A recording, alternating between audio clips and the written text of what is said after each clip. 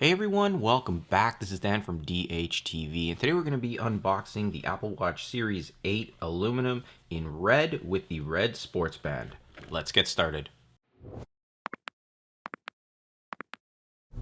Alright, so last year I went with this model here. This is the blue, and it came with this band right here, the blue and green.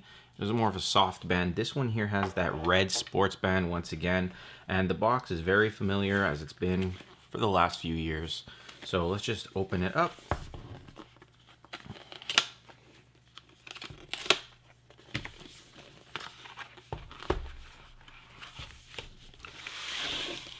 And as usual, you're greeted with the watch up top and the band below it. I went with completely red here. I like the product red look of pretty much all Apple products.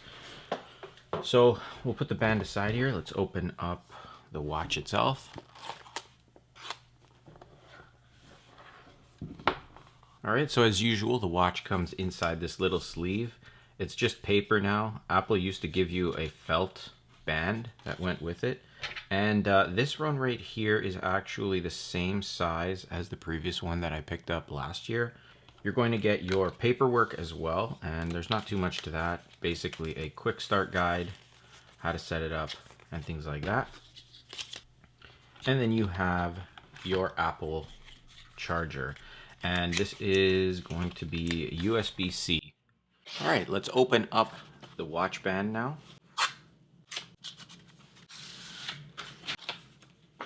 All right, and all the instructions on how to set up the band and how to choose your watch size is all there, and then there is some paperwork underneath.